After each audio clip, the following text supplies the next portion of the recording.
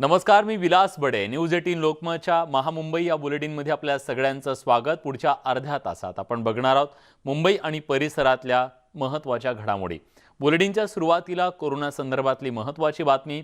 राज्यात कोरोनाचा धोका दिवसेंदिवस वाढतोय. आज दिवसभरात कोरोनाच्या तब्बल 40,925 नव्या रुग्णांची नोंद झाली आहे, तर 20 जणांचा कोरोनामुळे मृत्यू झालाय. राज्यात आज 14,000हून अधिक रुग्णांनी कोरोनावर मात केली आहे, तर मुंबईतही कोरोनाचं संकट गडद होताना दिसतंय. मुंबईत दिवसभरात कोरोनाच्या 20,971 नव्या रुग्णांची नोंद झाली आहे, तर धारावीत 150 नवे रुग्ण आढळलेत. मुंबईसह उपनगरातही कोरोनाचा धोका वाढतोय, त्यामुळे सगळ्यांनीच काळजी घेणं अत्यंत गरजेचं आहे. तिसरी एक महत्त्वाची बातमी ती म्हणजे दिलासा देणारी. राज्यात आज दिवसभरात एकाही रुग्णाची कोरोना बाधित ओमायक्रॉनचा संसर्ग झाल्याची नोंद नाहीये. राज्यात कोरोनाचे आज एका दिवसात 40,000 नवे रुग्ण आढळले. दिवसभरात 40,925 नव्या रुग्णांची नोंद झाली. राज्यात कोरोनामुळे 20 जणांचा मृत्यू झालाय, तर आज 14,256 रुग्ण बरे झाले. ही त्यातल्या त्यात दिलासादायक बाब आहे. बघा, रुग्ण बरं होणाऱ्यांचं प्रमाण सुद्धा मोठं आहे. हे दिलासादायक बाब आहे. पण धोका कमी झालाय का? नाहीये. धोका दिवसागणिक वाढत चाललेला आहे. त्यामुळे आपण सगळ्यांनी अजिबात घाबरायचं कारण नाही, पण सतर्क आणि सावध राहणं गरजेचं आहे. गेल्या 5 दिवसात रुग्णांची नोंद कशी वाढत गेलेली आहे आपण नजर टाकूयात ग्राफिक्सच्या माध्यमातून. बघा, ही परिस्थिती आहे गेल्या 5 दिवसातली. काय आकडे सांगतायत? आकडे सांगतायत 3 जुलैला आकडेवारी होती 7,928. 4 जानेवारीला ती आकडेवारी झाली 10,860. 5 जानेवारीला 15,166. 6 जानेवारीला 20,181 आणि 7 जानेवारीला 20,971. मुंबईची ही आकडेवारी आहे. आणि जर 15 दिवसातला आकडा बघितला तर 1400 वरून आपण 20,000वर जाऊन पोहोचलोय.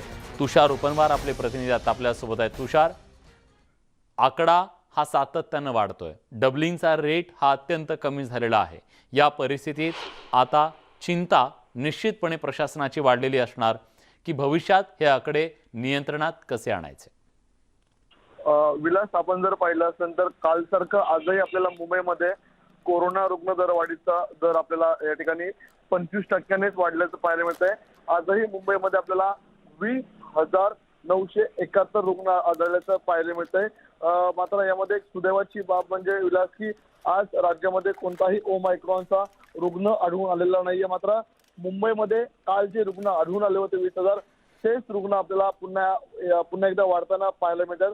मात्र हे रुग्णवाढ होत असताना यामध्ये आपल्याला अनेक रुग्णांना कोणत्याही प्रकारची लक्षणं नसल्या कारणामुळे त्यांना आपल्याला होम क्वारंटाईन ठेवण्यात येत आहे. त्यामुळे आपल्याला मुंबईतली जी सरकारी इस्पितळं आहेत किंवा खाजगी इस्पितळं आहेत यावरती कोणताही भार वाढू नये आणि जे रुग्ण आहेत ज्यांना लक्षण आहेत त्यांना या ठिकाणी उपचार मिळावेत यासाठी त्यांना त्या ठिकाणी हॉस्पिटलाइज करण्यात येणार आहे. मात्र ज्यांना लक्षणं नाहीत त्यांना या ठिकाणी होम क्वारंटाईन ठेवण्यात येणार आहे. मात्र आपण राज्यातले आपण जर पाहिलं असेल तर मुंबई या शहरामध्येच आपल्याला हा आकडा सातत्याने वाढताना पाहायला मिळतो. कारण की कोरोनाची जी दुसरी लाट आली होती त्या दुसऱ्या लाटेमध्ये मुंबई, पुणे, नागपूर या शहरांमध्ये प्रामुख्याने ही रुग्णवाढ होताना पाहायला मिळत होती. मात्र आता तिसऱ्या लाटेमध्ये फक्त मुंबई या शहरामध्ये जो रुग्ण दरवाढीचा दर आहे तो 25%ने वाढलेला आहे. कारण की आठवड्यापूर्वी याच मुंबईमध्ये 700 रुग्ण आपल्याला दररोज त्यांचं निधन होताना पाहायला मिळत होतं. मात्र आता या रुग्णांचा आकडा हा जवळपास 20,000वरती पोहोचलेला आहे. त्यामुळे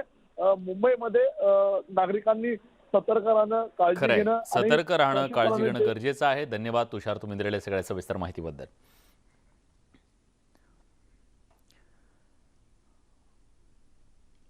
मुंबईकरांची चिंता वाढली असली तरी मुंबईत कोरोनाशी लढण्यासाठी महापालिका सज्ज असल्याचं महापौर किशोरी पेडणेकर यांनी म्हटलंय.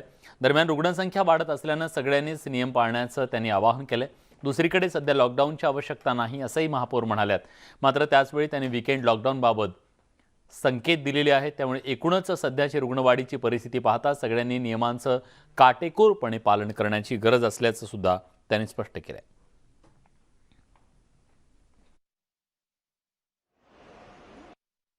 मला नक्की खात्री आहे, कारण लोक धास्तावले.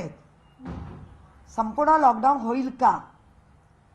आजच्या घडीला मीही सांगू इच्छिते की संपूर्ण लॉकडाऊन नक्कीच होणार नाही आता काही दिवसात, पण अशाच पद्धतीने बेफिकीरपणे काही नागरिक, काही नागरिक हे जर वागत राहिले तर मात्र जे आपण मागे कायम म्हणत आलो 100मध्ये 80-85 नागरिक काळजी घेतात आणि हे 10-15% जी लोक आहेत ती वाढता त्याची टक्केवारी जास्त वाढते आणि त्याचे परिणाम मग राज्यात मुंबईत दिसायला लागतात. त्यामुळे घाबरण्यापेक्षा आपण काळजी घेऊया. जे आपल्याला मुख्यमंत्र्यांनी सांगितलं माझं कुटुंब माझी जबाबदारी या दायरेत राहून जर आपण काळजी घेतली तर आपण बऱ्यापैकी या संकटावर मात करू शकतो. भाजपचे आमदार प्रसाद लाड यांनी मुंबई महानगरपालिकेचे आयुक्त इक्बाल सिंग चहल यांच्यावर टीका केली आहे. कोरोनाच्या नावाखाली वेगळी दुकानदारी करण्याचा तर हेतू नाही ना, अशी शंका त्यांनी उपस्थित करत गंभीर आरोप केलेत. भाजपचे आमदार प्रसाद लाड यांनी हे आरोप केलेत. मुंबईत दैनंदिन रुग्णवाढ 20,000च्या घरात पोहोचली असली तरी लॉकडाऊनची सध्या गरज नाही, असं विधान चहल यांनी केलं होतं. महापालिका आयुक्त इक्बाल सिंग चहल म्हणजे प्रशासन आणि शासन याच्यामधली तफावत आज पुन्हा एकदा दिसून आली. महापौर काहीतरी वेगळं सांगतायत, आयुक्त काहीतरी वेगळं सांगतायत. करोनाच्या नावाखाली, ओमिक्रॉनच्या नावाखाली एक वेगळी दुकानदारी पुन्हा चालू करण्याचा तर महापालिकेचा प्रयत्न नाही. हा संशय आता मुंबईकरांच्या आणि महाराष्ट्रातल्या जनतेच्या मनात यायला लागला. डिझास्टर मॅनेजमेंटची अट घालून सर्व बैठका रद्द करायच्या, हव्या त्या गोष्टी पास करून घ्यायच्या आणि जनतेचे पैसे लुटण्याचा कार्यक्रम या मुंबई महापालिकेत होता, आमचा स्पष्ट आरोप आहे. राज्यात कोरोनाचा संसर्ग पुन्हा वाढलाय. अशात मुंबईमधील नागरिक बेफिकीर वागतायत आणि त्यांना भीती दाखवावी लागते, असं वक्तव्य परिवहन मंत्री अनिल परब यांनी केलंय. अनिल परब पंढरपूरमध्ये येऊन सहकुटुंब त्यांनी श्री विठ्ठल रुक्मिणी मंदिरचं दर्शन घेतलं. एसटी कर्मचाऱ्यांची विलिनीकरणाची मागणी अयोग्य असल्याचं त्यांनी सांगितलं. एसटी कर्मचाऱ्यांना ऐतिहासिक अशी पगारवाढ दिल्याचाही पुनरुच्चार परबांनी केला. मुंबईची लोकसंख्या प्रचंड आहे. मुंबईमध्ये रुग्णवाढीची संख्या पटापट वाढते. भीती दाखवण्याचं कारणच एक आहे, कारण लोक पण कधी कधी बेफिकिरीने वागतात. आज ज्या पद्धतीने बेफिकिरी दाखवली जाते, मास्क न लावता, मास्क लावला तर तो खाली जसा आपण लावला आहे, तर ते अशा पद्धतीने कोरोना फार मोठ्या प्रमाणात पसरला जातो. आणि दुसऱ्या लाटेच्या वेळेला आम्ही ज्या वेळेला बघितलं की ऑक्सिजनची ज्यावेळेला कमतरता भासते त्यावेळेला लोकांना कोरोनापेक्षा ऑक्सिजनच्या अभावी मृत्यू येईल का, अशी परिस्थिती निर्माण होते. तेव्हा नेत्यांच्या सोबत फिरणाऱ्या कार्यकर्त्यांनी सुद्धा मास्क वापरणं अतिशय गरजेचं आहे. यानंतर बातमी आहे बनावट सर्टिफिकेटची. धारावीतील 1,000 जणांना बनावट लसीकरण प्रमाणपत्र विकणाऱ्याचा पर्दाफाश झालाय. बनावट सर्टिफिकेट विकणाऱ्या सायबर चालकाला पोलिसांनी ताब्यात घेतलंय. बोगस लसीकरण प्रमाणपत्र करून ते विकत असल्याची माहिती धारावी पोलिसांना मिळाली. या माहितीच्या आधारे पोलिसांनी ही कारवाई केली आहे. धारावी पोलिसांनी सापळा रचून बुधवारी एका बनावट ग्राहकाला पाठवल्यास ही बाब समोर आली.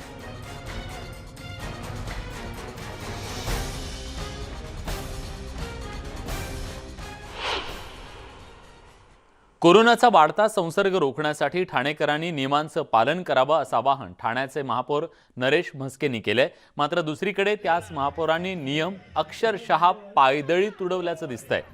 ठाणे कोपरी इथल्या महापौर निधीतून बांधण्यात आलेल्या सभामंडपाच्या उद्घाटनाचा भव्य कार्यक्रम घेतला. मोठी गर्दी केली आणि यावेळी क्रिकेट सामन्यांचं देखील आयोजन केलं आणि या ठिकाणी स्थानिकांनी मोठ्या प्रमाणात गर्दी केली. गर्दी जमवली गेली आणि या कार्यक्रमाला मग शिवसेनेचे आमदार रवींद्र फाटक, नगरसेविका मालती पाटील यांच्यासह नागरिकांनी मोठी गर्दी केलेली होती.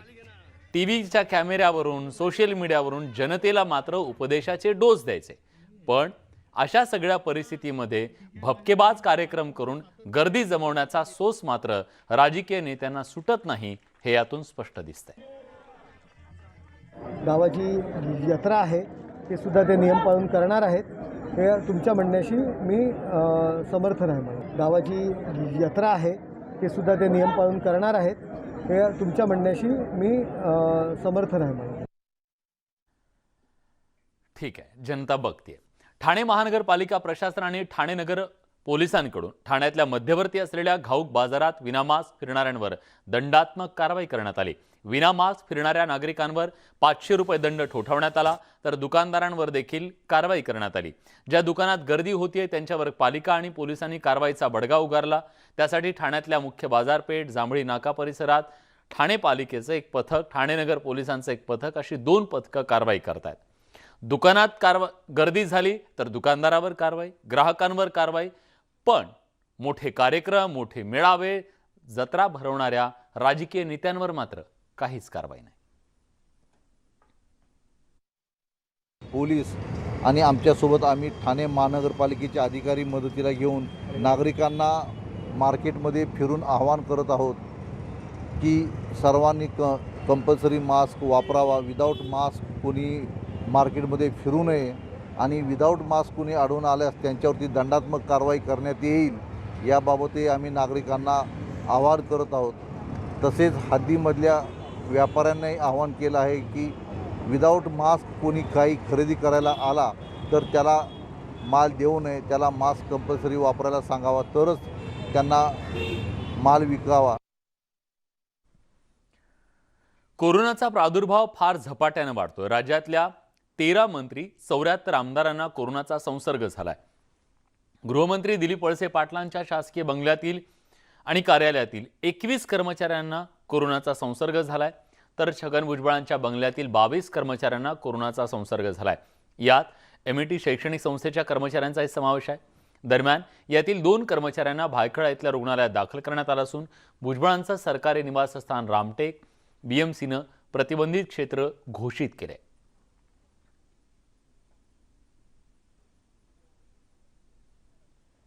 हे शासकीय निवासस्थान मुंबईचा रामटेक हा बंगला आणि याच ठिकाणी किंवा त्यांची एमईटी असलेली संस्था किंवा नाशिकमध्ये असलेलं निवासस्थान या सगळ्याच ठिकाणी गेल्या 2 दिवसापासून आरटीपीसीआर टेस्ट करणं सगळं चालू आहे आणि एकंदरीत कर्मचाऱ्यांची जी लागण झाली आहे यानंतर जी आकडेवारी समोर येते ती धक्कादायक आहे। आतापर्यंत 41 जणांची आरटीपीसीआर तपासणी करण्यात आलेली आहे आणि यामध्ये 22 जणांना कोरोनाची लागण झाली आहे, कोरोनाचा प्रादुर्भाव झाल्याचं स्पष्ट झालंय आणि सगळ्यात महत्त्वाचं की यातल्या 2 जणांना, 2 कर्मचाऱ्यांना भायखळाच्या इस्पितळामध्ये उपचारासाठी दाखल करण्यात आलेलं आहे। बाकी सगळ्यांना होम क्वारंटाईन करण्यात आलंय। अजूनही 16 जणांचे रिपोर्ट बाकी आहे। खरं तर कोरोनाचा धक्कादायक प्रसार हा सगळीकडे वाढत चाललाय आणि तोच प्रसार रोखण्यासाठी म्हणून सरकारी आरोग्य यंत्रणा तितकीच जोमानं कामाला लागली आहे। राज्यामध्ये 13 मंत्री, जवळपास 74 आमदार आत्तापर्यंत पॉझिटिव्ह सापडले आहेत, त्यामुळे अधिकाधिक काळजी प्रत्येकानं घेणं ही सगळ्यात महत्त्वाचं आहे। यातले असिम्प्टमॅटिक जरी रुग्णसंख्या अधिक मोठ्या संख्येनं असली तरीही ज्या पद्धतीनं हा नवा व्हेरियंटचा प्रसार होतो आहे तोच प्रसार रोखण्यासाठी प्रत्येकानं त्रिसूत्रीची अंमलबजावणी करणं सगळ्यात महत्त्वाचं आहे। रामटेक हे अन्न आणि खाद्य सुरक्षा मंत्री छगन भुजबळ यांचं हे निवासस्थान आता बीएमसीनं प्रतिबंधित क्षेत्र म्हणून डिक्लेअर केलं आहे। अर्थात या सगळ्यामागची भूमिका एकच आहे, खबरदारीची योजना। आणखी या माध्यमातून प्रत्येक ठिकाणी सॅनिटायझेशन सुद्धा केलं जात आहे। मंत्र्यांचा बंगला म्हटला की अनेक राज्यातल्या वेगवेगळ्या कोपऱ्यातनं लोक येत असतात, त्यांना भेटत असतात आणि याचमुळे प्रत्येकानं सुद्धा त्या कोविड नियमांची अंमलबजावणी करणं, काळजी घेणं तितकंच महत्त्वाचं आहे। व्हिडिओ जर्नलिस्ट संदीप पवारचा प्रशांत बाग, न्यूज 18 लोकमत, मुंबई। नवी मुंबईत मोठ्या प्रमाणात कोरोनाची बाधितांची संख्या वाढू लागली आहे, त्यामुळे वाशीतल्या सिडको एक्झिबिशन सेंटरमध्ये ऑक्सिजन प्लांटची उभारणी करण्यात आली आहे। 2100 टन ऑक्सिजन यातून मिळणार आहे। दिवसाला 1500 रुग्णांना उपचार करणं सोपं जाणार आहे। 2 कोटी रुपये ऑक्सिजन प्लांटच्या उभारणीला खर्च आलाय। भाजपचे आमदार मंदा म्हात्रे यांनी आमदार निधीतला फंड या प्रकल्पासाठी दिलाय। आता आपण पुढची तयारीला जर लागलो तर तोपर्यंत हे ऑक्सिजन प्लांट निर्मिती होऊन जाईल आणि त्या हिशोबाने मी इथे 1 कोटी विकास निधी दिला आणि अधिकारी लोकांनी चांगलं काम केलंय। विशेषतः आयुक्त अभिजित बांगर असतील, देसाई साहेब असतील, त्यांचे सगळे सहकारी असतील आणि आज हा 1500 लोकांना पर दिवसाला आपण ऑक्सिजन देऊ शकतो। म्हणजे आज 1500 पेशंट जरी आले दिवसाला तर आपण त्यांची आपण त्यांना ऑक्सिजन देऊ शकतो आणि त्यासाठी नवी मुंबईकरांना, गरीब लोकांना एक फार मोठा याचा दिलासा मिळणार आहे। मुंबईत कोरोनाचे 20,000हून अधिक रुग्ण आढळले। अशा परिस्थितीत संपूर्ण लॉकडाऊनच्या चर्चेमुळे परप्रांतीय आणि विशेषतः मजूर प्रचंड घाबरलेत। गुरुवारी रात्रीपासूनच मुंबईतील लोकमान्य टिळक टर्मिनसवर परप्रांतीयांची गर्दी जमू लागली। त्यामुळे पोलिसांनी या ठिकाणी प्रवाशांवर लाठीचार्ज केला असा व्हिडिओ आणि बातमी सोशल मीडियावर जोरदार पसरली। नहीं है, कोई गर्दी भाई इकट्ठी नहीं हो रही है। जो पैसेंजर हैं ट्रेन के वो लोग आ रहे हैं और यात्रा कर रहे हैं। कोई पुलिस की लाठीचार्ज वगैरह कोई ऐसी घटना यहाँ पे नहीं हुई है और ना ही कोई भीड़ इकट्ठा हुई थी। रात को मैं भी नाइट में 2 बजे तक राउंड किया था, कहीं कोई भीड़ इकट्ठा नहीं हुई है। मुंबई महापालिकेत नवा घोटाळा झाल्याचा आरोप विरोधी पक्षाकडून करण्यात आलाय। मुंबई महानगरपालिकेत 1500 कोटींचा महसूल प्रशासनानं आणि सत्ताधाऱ्यांनी बुडवल्याचा गंभीर आरोप भाजपचे गटनेते प्रभाकर शिंदेंनी केलाय। चांदिवली इथल्या पालिकेच्या भूखंडावर प्रकल्प बाधितांना 4000 सदनिका बांधण्याचा जो मूळ प्रस्ताव आहे त्यात सर्वाधिक कमी अल्प बोली लावणाऱ्या निविदाधारकाला हेतुपुरस्सर डावलून त्याच्यापेक्षा 4.5 लाखांना जास्त बोली लावणाऱ्या कंत्राटदाराला हे काम प्रशासन आणि सत्ताधाऱ्यांनी बहाल केल्याचा आरोप भाजपनं केला। स्थायी समितीच्या बैठकीत कमी बोलीच्या प्रस्तावाला मंजुरी मिळाली, मात्र प्रत्यक्षात प्रशासन आणि सत्ताधारी यांच्या संगनमतानं वाढीव बोलीच्या प्रस्तावाला मंजुरी देण्यात आल्याचा आरोपही त्यांनी केला। सर काय सांगाल, 1,500 कोटींचा महसूल बुडवलाय, नेमकं काय प्रकरण आहे? असं आहे की कांदिवलीच्या एका भूखंडावर प्रकल्पग्रस्तांसाठी सदनिका बांधण्याचा प्रस्ताव हा मुंबई महानगरपालिकेच्या स्टँडिंग कमिटी इम्प्रूव्हमेंट कमिटीमध्ये तसाच महानगरपालिकेच्या महासभेमध्ये आला होता। त्याच्यावर भारतीय जनता पक्षाने आक्षेप घेतला होता। आमचा आक्षेप असा होता की ह्या प्रस्तावामध्ये अल्प बोली लावणारा जो निविदाकार आहे, ज्याचा भाव हा 35,10,000 रुपये प्रति सदनिका होता, त्याला न देता दुसरा जो निविदाकार आहे जो याच्यापेक्षा जास्त दराचा होता 39,60,000 रुपये, म्हणजे अल्प दरातल्या निविदाकाराच्या पेक्षा 4.5 लाख रुपये जास्त दराने ज्यांनी निविदा भरली होती त्याला प्रशासन आणि सत्ताधारी यांनी दोघांनी संगनमत करून हे कॉन्ट्रॅक्ट बहाल केलेलं आहे। आणि याच्यामुळे मुंबई महानगरपालिकेचा 1500 कोटी रुपयाचा महसूल बुडालेला आहे अशा प्रकारचा आमचा दावा आहे। खरं तर मुंबई महानगरपालिकेमध्ये अल्प दरांच्या बोलींना नेहमी निविदा दिली जाते, किंबहुना त्याला प्राधान्य दिलं जातं। या संपूर्ण प्रकरणाची माहिती घेऊन दोषींवर कारवाई करू असं आश्वासन मुंबईच्या महापौर किशोरी पेडणेकर यांनी दिले। मुळात एकतर मी याची माहिती घेते, कारण मला याची संपूर्ण माहिती नाही, पण आपण सांगताय त्याच्यानं एक गोष्ट प्रकाशाने लक्षात येत आहे की जर इतका लोएस्ट असेल तर तो सेकंड लोएस्टला आपण देऊ शकतो, कारण घराचा प्रश्न आहे।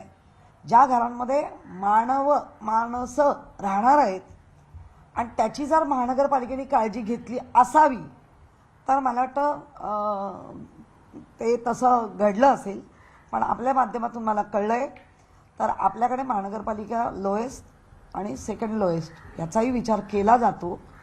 आमदार झालात, महानगरपालिकेमधनं होऊन पुढे गेलात, त्यामुळे थोडंफार तारतम्य एवढं तपासून बघूया।